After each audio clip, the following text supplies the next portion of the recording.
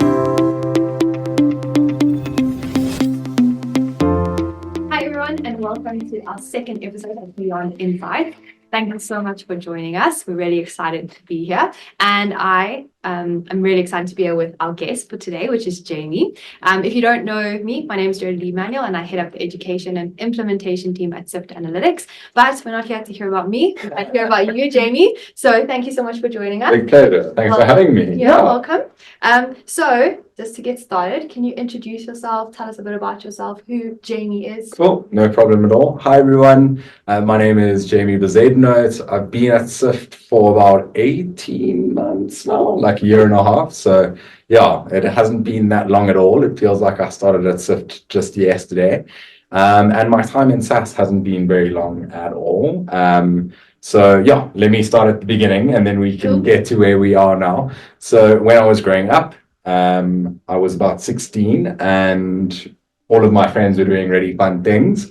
And my twin and I, because yes, I'm a twin. So cool. We wanted to go and join them having fun. And mum was like, cool, if you guys want pocket money, you need to go and earn it, right? Okay. Which is a really good mom thing to do. Yeah, definitely. Parents. Yeah. So my brother and I went and, tried to see if we could find any jobs. And I decided to start in the restaurant industry. Okay. So over the weekends on a Saturday morning, I started as a fry chef in a seafood restaurant, learning the very basics of cooking. And from there, I kind of progressed into being a waiter, and then managing not only that restaurant, but other restaurants that the owners owned too. So that kind of ignited my passion in the hospitality industry. I got a lot of fulfillment out of seeing customers walk through those doors, really feeling like I was spoiling them and meeting their needs, and giving them a memorable experience that, would last for quite a while. So that's, the fulfillment that I got out of being in the industry. It sounds very inspiring and exciting. And I think, just super relevant for what we're chatting about today, which is customer success and satisfaction and how to keep customers coming back for more, no matter what industry you're in. Because as you said, you started in hospitality, but now you don't work at a hospitality industry, but we still want our customers to have the same experience that you're talking about. Okay, cool. So I want to ask next, how long did you work in the hospitality industry, and what was it like pros, cons? Okay, cool. Yeah, so the hours in the hospitality are insane. Okay. But as an auditor, I'm sure you can relate to long hours. Definitely. I think a little bit different. I feel like you're probably on your feet a lot more. Yes, yeah. But we still have to go ask clients. So probably similar. So I mean, informally, from when I was 16 till obviously when I matriculated, and then during vacations, I was also working in the restaurants over back work and that sort of thing. And when I was in grade 10, so in South Africa, we have subject choice discussions with our teachers and our parents. And that kind of sets the tone of where you want to be and what you want to study after you leave school, right? And I was kind of deciding between whether I wanted a hospitality education or whether I wanted a more formal university education. And luckily, I had the foresight at the tender age of 18 to decide, Jamie, I think it's a better idea to get a university degree. Because what happens if in 20 years, you don't want to be in hospitality anymore. And yes, it was my passion. And yes, I loved interacting with guests and that sort of thing. But, it's more university applicable. If I wanted to pivot and work in a different industry, at least I had the qualification behind my name that I would be able to make that change, right? Absolutely thrived in hospitality. I worked for one of the world's largest hotel companies, and quite a few of those 5-star hotels as well. I started as a sales administrator, and I kind of worked myself up from there. Worked in a number of different departments, and ended as the learning and development manager for the largest 5-star hotel in Africa. Amazing. I had definitely reached the top of my game there. It was really exciting, running around a 19-story hotel every day, interacting with different teams, doing a lot of on-the-job training, and then, of course, interacting with guests on a very personal, face-to-face basis, right? So I thrived, a lot of variety in what I was doing, a lot of interaction directly with the guests that were staying at the hotel. And then COVID hit. The world was kind of turned upside down. Mhm. And I think one of the key phrases at the time was pivot, right? Yeah. Pivot. Everything was about pivot. Yeah. So I figured, being on a reduced salary and not knowing when this chaos was going to kind of end, how am I going to pivot and find something else that is analogous and, where there are parallels between what I'm currently doing and what I could potentially do, and something that suited my skill set. So I kind of casted a wide net, and started applying for success jobs. And I read through the job descriptions and I was like, this is kind of similar. I bet I can sell, my skill set in hospitality to what I'm doing in SaaS. So started at another software provider in the same ecosystem as Sift, and was there for about a year and a half. And then, now I'm at Sift. Yeah. Cool. So I think it's interesting, like last week we chatted with Alex about transferable skills. And I think this is definitely, speaking to that, having skills that are transferable or pivot, as you call it. Yeah. So maybe before we dig into, where you are now and what you're doing now and SaaS compared to hospitality, maybe what were some of your biggest key takeaways that you got from your work experience in terms of, customer service, keeping them happy? Because I think, in hospitality, it's very easy to see if a customer is unhappy. They're going to send back their food, or they're going to ask for the manager. But in SaaS businesses, often clients are a lot quieter, or they'll just cancel. They won't tell you anything. So I think it'll be really good for us to reflect on those, so we can all learn from it. Even for as accountant or business owner, your customers aren't always going to be asking for the manager. If you're not running a restaurant. So if you could share some of those. Sure. And I think dealing with customers is an unavoidable part of business in general, right? Doesn't matter what you're selling or whether you're service based or product based or online or B2B or C2C or whatever the case may be. There's always going to be an element of dealing with the customer and a customer complaint, and you can try your level best to make sure that you've ticked all of the boxes and you're trying to give your customer or your clients the best experience, but things sometimes go awry, right? The only certainty in life is at some point something will go wrong. Exactly. So I think my learnings from hospitality that are definitely analogous to SaaS and service in general is proactivity. So anticipating the customer's needs or the client's needs. And I think at the heart of that is realizing you're dealing with the person at the end of the day, right? And I think what I always go back to, even with the team, quite a young team at Sift. So when we're doing those sorts of coachings, I always try to remind the team, how would you like to be treated? What kind of conversation would you like to have if you are on the other end, sending a message through intercom? Break it down, try be as relatable as possible. So definitely proactivity. Consistency is very important. And if you're not being consistent in your approach to customers, you're probably not scalable in the way that you're handling your customers. So it might be all very well and good with your 5 customers, and they might have the best experience. But what happens when you have 15 customers, right? And we all want to grow. Exactly. So it's important to consider that.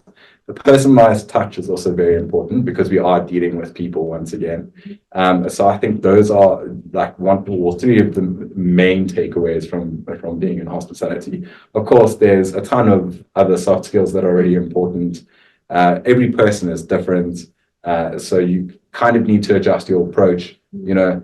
Sometimes you get a really angry customer that just wants to shout and scream, and all they want to really happen is to be heard, right? So you need to give them that outlet and actively listen to what they're saying. So a lot of similarities, a lot of parallels between the 2 industries. And I think not only hospitality and SaaS, but any service industry, and every time you're dealing with a customer or a client. Yeah, that's what I was just thinking. Like, yes, you in hospitality, now you're in SaaS, and they seem like they're worlds apart. But like those 3 things, when I was an auditor in practice, we would have very grumpy clients because we'd found an issue in their books. And we also needed to listen to them. Sometimes you needed to let them vent. You have to be proactive. You don't wait until the last minute to find the issue. So I think also, like, if you're in accounting practice, also being proactive, ask your client, can we help you with this? Don't wait until they realize, oh no, the taxes are due. There's so many different applications of what you're saying. So no, that's it makes sense. So I think then the next one is if we think of like the fintech space, we've kind of spoken about I suppose, three key Yes. things in terms of customer service that helped or that are relevant for all industries. But what kind of key takeaways from the hospitality industry really helped moving into the fintech space in your previous position and at Zift? Cool. Yeah. So I think again, it's attention to detail is really important, but building trust with customers is the takeaway, right? So when you look at trust and you're dealing with a person, or if you're in the market for a new product, right? You've got the option of choosing a name brand or a no name, right? If you have the budget, perhaps you're going to lean for the name brand, right? And there's a lot of trust associated with that brand because they're delivering consistently and they're delivering consistently a high product or a high quality product, right? So with that, I think trust is really important. And I feel like trust can only be earned and built if you have empathy for a customer or a person, if you're authentic, because people can read you a mile away if you're fake, right? And they can kind of see through it, and they're probably not going to trust you if you're coming across as being inauthentic. And then, of course, your knowledge. If you don't know what you're talking about, people can read that very quickly. So, I mean, if you think about it, if you go to a restaurant and you're asking a waiter about a specific dish, right?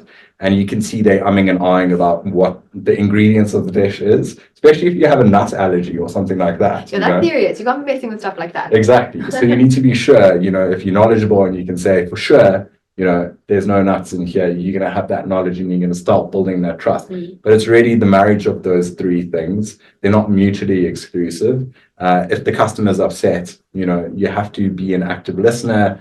And let them vent and really show that you care about what they're complaining about. And that's transferable to any industry that you're in. So. No, for sure. I think trust, it's hard to build, it's easy to lose. Exactly. Yeah. And I like that thing of being knowledgeable. Like rather say you don't know instead of saying pretending, and also to become an expert, so if you're going to be providing tax services or running a pizza shop, like work to be an expert, because if you can become an expert or you actually know what you're doing, then it's easier to build that trust. Exactly. It's easier to win those customers because when they speak to you, they'll be like, oh, Jamie really knows about this region that we're in or this food or whatever it is that you're selling to them. Yeah. And if you don't know, I think this is where the empathy part of it comes in as well, and the authenticity part of it comes in. Say you don't know, don't lie, because very often the customer or the client is going to know that you don't know. But be committed in getting back to them, and show that dedication to finding out. And at the same time, you're learning, right? No one expects everyone to know everything. It's impossible, right? But if you can show that you're committed to finding out and getting back to the customer, I think that is very important. So the follow-up is part of the authenticity part too, and that's how you build a relationship, because it gives you almost another excuse to go back to the customer or the client and be like, hey, it's me again. Thanks for meeting with me. I did some research and, here are the answers to your questions. So I think, when those three things kind of meet, you're on track to build trust with the customer. I like what you say about how it almost gives you another opportunity, but I think the important thing is that follow-up, actually doing what you say is super important. Yeah.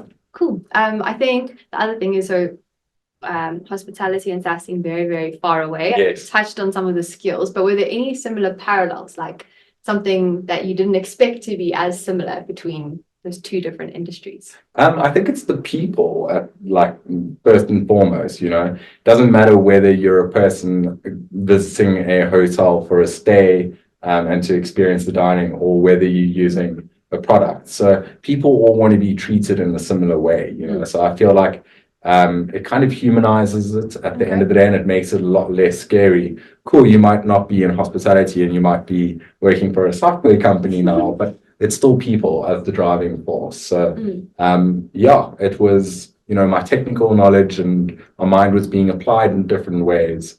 But inherently, I think it's the same in terms of dealing with people. So keeping customers happy is different forms, but of the same thing. Exactly. It's still all about the people. Yeah. Okay. So now you work at Zift. Yep. You're our amazing customer success manager at Zift. So maybe if you can just give us a bit of insights into your current role and how you work to help keep customers happy and yeah. Okay, cool. So current role at Sift is customer success manager. So I have a book of South African customers on a accounting provider, and there's about 500 of those guys. They're all at it's a lot of clients. They're all at different stages of their journey as well. So some are newly being onboarded and have never used Sift before, so they require a certain level of attention.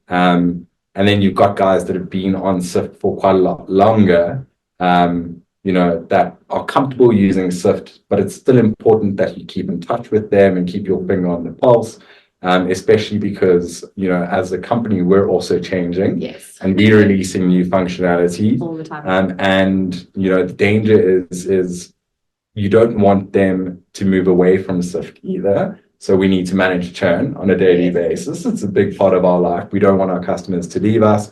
So part of that is education and making sure that they're constantly adopting and using the system. And then, of course, upgrades is another aspect of the job as well. Revenue is important for any business. So do it where it makes sense. And I think, when I go into an upgrade conversation, or if I'm having a conversation about a customer being on a certain plan, I never try to sell them a plan that they're not going to need, because what's going to happen inevitably, they're going to realize that functionality is not actually for them. Exactly. So they'll probably churn. And again, it helps with that generation of rapport and building trust between yourself and the customer.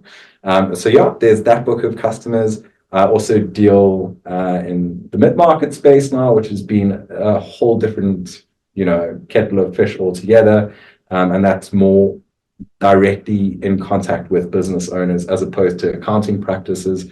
So you have to also adjust and realize the conversations that you're having with even smaller accounting practices is very different to the approach that you would take and the communication to a larger accounting practice, right? And also people are at different levels of being tech savvy and computer literacy and that sort of thing. So patience is another very important soft skill. No matter what industry you're in, you have to be patient. I generally find that I am quite a patient person. I would agree on that. But it's interesting. I love my job.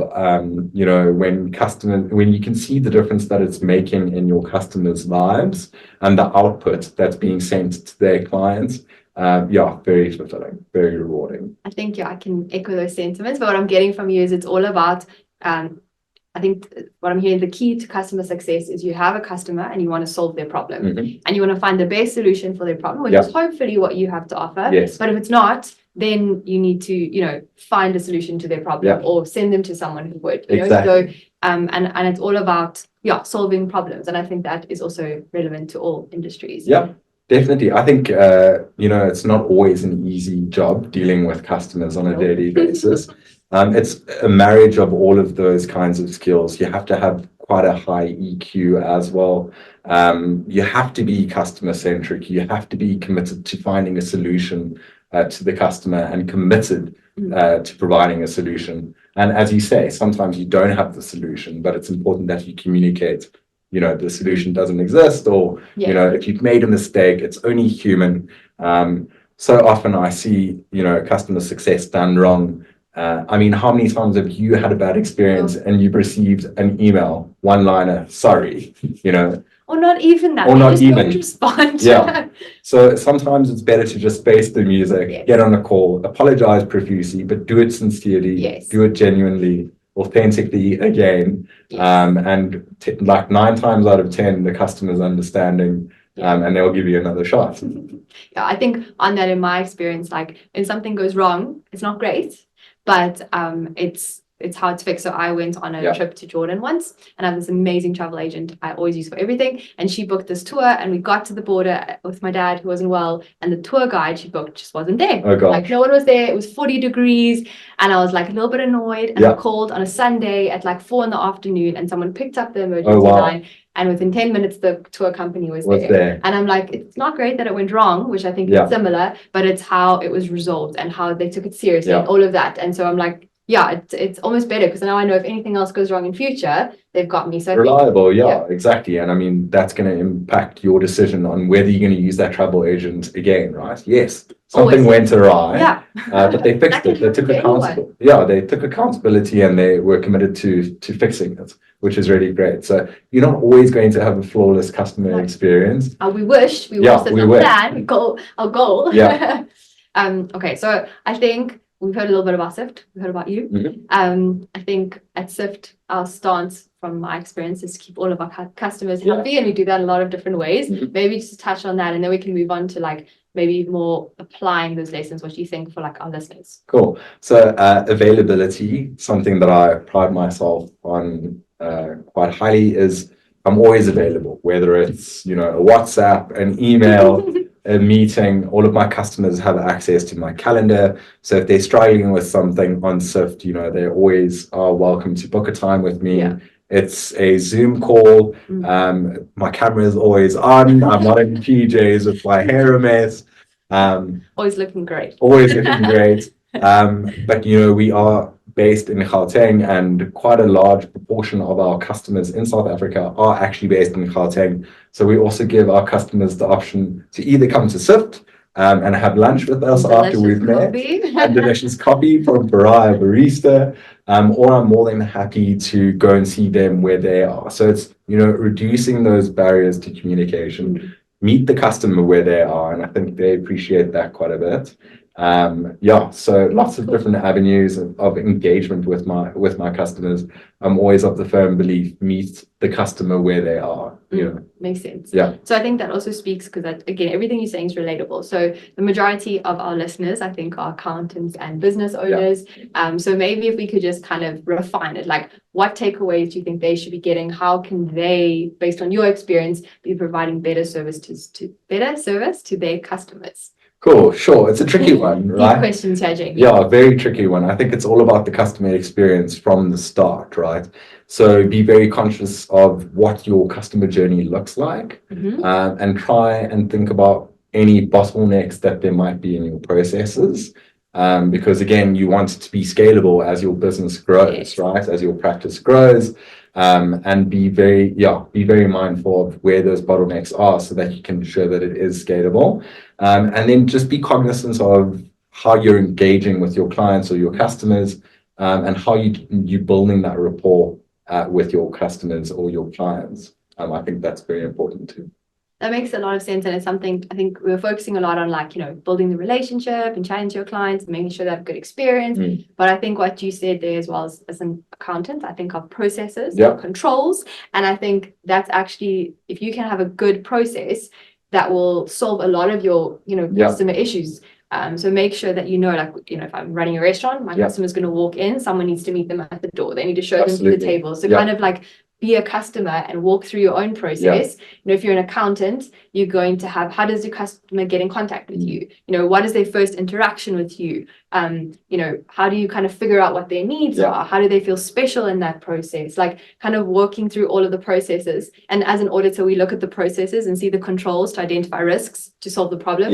But from a customer success, you're going to look through the process and think, how does the customer feel at each point in time? Could I improve any part of the process? Aspects might the customer get frustrated with? You know, if you like Sift, a SaaS business, and you work on subscriptions, how easy is it for the customer to make payments? Are they going to get frustrated? Am I seeing a lot of queries coming through or frustrations coming through from customers with regards to making payments? You know, that should be something that should be ironed out from the get-go, right? And if you can get those processes right from the start, already you're going to ensure that your processes or your customer growth is scalable, and you're going to limit the amount of frustrated customers that are going to come to in the first place. Exactly. So it's all about making sure you kind of have streamlined your process. You make sure that you know what their customer experience is. So, I'm liking this. The auditor in me is excited looking at the workflow, doing a walkthrough. That's what we call it. So I think you spoke about building rapport with your customers. So as accountants and business owners, how can we build meaningful relationships? This is a deep one. That isn't transactional. At the end of the day, obviously, we're a SaaS business. We want you to pay us with subscription. And, you know, as an accountant, we want our fees or our subscriptions, but how can we build a relationship that isn't just transactional? Because that's not a great relationship. And maybe also, why is it important to do that actually? Cool. I think, you know, if you are approachable and you are authentic, going back to that little pyramid once again, if you're sincere and you let your guard down, people can easily, you're more relatable, right? And I generally find I'm quite a relatable person. Obviously, people come from different cultural backgrounds and that sort of thing. So that level of sensitivity is important, especially if you're meeting someone for the first time. Yes. You don't know what cultural differences exist, and you obviously don't want to offend one of your customers. For sure. So I think, start wary or, tread lightly, and you can kind of feed off the other person's energy to know how casual are they or how formal are they, and don't just jump into the nitty-gritty of the system or the product or the sales pitch, right? Yes, pay me this much. Spend a bit of time, get to know the customer, get to know what their pain points are, what products or services they are selling, and what solution you could potentially offer them. And you'll see generally over time, especially if they are coming to you on a more regular basis, if you are dependable and consistent in your approach, and not just forgetting to respond to an email or taking forever to respond to them in general, that's not going to do anything for your relationship. But it's definitely one of those things that develop over time. And I think Sift has done an amazing job at that. We've got some real strong brand advocates of Sift that love us. And I think that's because we've got the customer journey right? So it does take time. It's not something that happens overnight. You have to be sensitive of cultural differences. You don't want to offend anyone from the get-go, but generating that rapport does come over time. I also have quite a bit of a sense of humor, so I always try to keep things lighthearted and make a little joke. But stay away from things like politics and the rest of it. And you should be fine. I think we used to have something when I was in audit called Dress for Your Day. So basically we used to have to dress just a little bit smarter than whatever client we were going to. And the idea is as well, you kind of adapt to your client and you respectful of, how they react. And then I think I like what you said there. It links back to what you've been saying. It's, it's a person, it's relational. And I feel like if you're just there I want to sell you my software, I want to sell you my auditing services, then it's going to be transactional. Whereas if you're like, hey, it's lovely to meet you, what is your problem? Let's see if I can solve it. Maybe I can't. Maybe I'm not the best solution for you. Maybe I'm not, an expert in whatever industry you're in as an accountant, but I have a friend. We have a lot of clients who, they use one accounting software only. And if they find someone who uses another accounting software, they got a friend and they send them there. And that's okay. I think it's kind of, if I can I'm looking to solve your problem. I think that would also help build rapport. I think it's also important to pick up on cues, right? Verbal and non-verbal. So very often, because of the nature of our business, we're having Zoom meetings with our customers, and you can hear dogs barking outside, and people are very apologetic once dogs start barking or babies start crying, right? But they're so cute. Exactly. So you can pick up on that and be like, oh, well, what's the name of your dog, or what's the name of your kid? And if you remember the name of the kid the next time you meet the customer and say, hey, how's Joy, or whatever the pet's name is. The customer feels touched, right? And feels like you matter. Or they matter. Because you remember the name, that you actually cared. No, that makes sense. So I think to wrap it up, I want to ask you, what would you like listeners to take away from today's podcast on how they can keep customers coming back for more? Cool. I think consistency in your approach to how you treat customers is very important. Just make sure that whatever you're doing for one customer, you're doing it for all of them. Sincerity, being empathetic when a customer has a complaint, and then knowledge, not really much I can say about that, but you're all experts in your field. That's why you go into it. I think that's really the crux of the matter. Cool. I think my key takeaway from what you said was the process, getting that process right. Because a lot of what we think about customer success or support or keeping customers happy is when they're unhappy. But if you can try and make sure that they don't become unhappy the majority of the time by having a good process, I think that really helps. Avoid the complaints by being proactive in the first place. Proactivity, I think that's key. So I hope that you guys got a lot from that. Obviously went from hospitality to SaaS, and in between there's a whole bunch of other industries that maybe you guys find yourself in. So hopefully this was useful to you. It definitely was for me. Thanks. But yeah, thanks so much for joining us. Big pleasure. It was lovely to have you. Really exciting being here. I know this is episode 2 of this new venture, so really exciting. I'm sure it's going to skyrocket and we're going to have millions of viewers and subscribers in a few months. Tell your friends, everyone, please get them to join. But yeah, next week we have another exciting guest, so I hope that you'll join us next week and all the ones before. Please share and let others know about it. But yeah, I hope you found it valuable and thanks so much for joining us. Goodbye. Cheers, everyone. Bye.